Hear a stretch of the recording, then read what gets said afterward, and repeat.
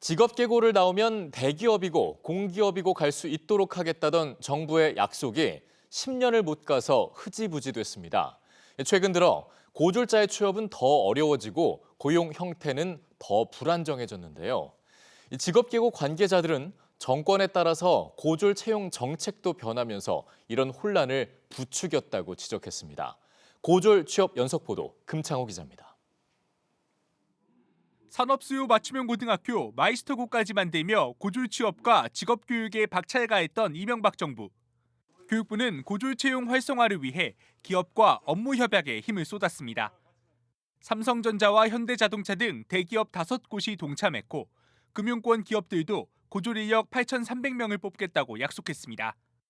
하지만 정권이 바뀌면서 사정은 달라졌습니다. 이명박 정부가 각종 기업이나 연합회, 지자체 등과 맺은 채용 협약은 19건입니다.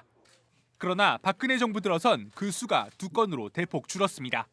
문재인 정부에서 다시 고졸 채용 확대 정책이 나왔지만 채용 협약은 7건에 그쳤습니다. 직업계고 학생들의 취업 기회가 줄어들 수밖에 없습니다. 학교는 2배 이상 늘었습니다.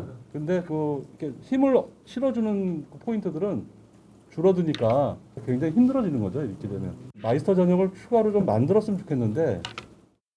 정권에 따라 고졸 채용이 출렁인 건 공공기관 채용 현황에서 더 잘 드러납니다.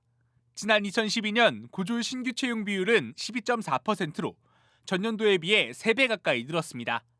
능력 위주의 열린 고용을 목표로 정부가 공공기관에 선도적 역할을 당부한 직후입니다. 하지만 시간 선택제 일자리 창출에 방점을 둔 박근혜 정부가 출범한 뒤 고졸 채용 비율은 줄었다가 지난 2019년 공공기관 고졸 채용 목표제 도입을 발표하면서 고졸 채용은 다소 확대됐습니다. 특성화고등학교 비중 확대 정책이라는 게 있었어요. 그 목표를 이루기 위한. 그런데 점차 그 특성화고등학교 육성 정책이 점차 축소되고 위축되면서 퍼센트대로 떨어지는 문제가 발생을 했죠. 직업계고 관계자들은 또 블라인드 채용으로 고졸자들이 대졸자들과 함께 경쟁하다 보니 상대적으로 취업이 불리해졌다고 설명했습니다. EBS 뉴스 금창호입니다.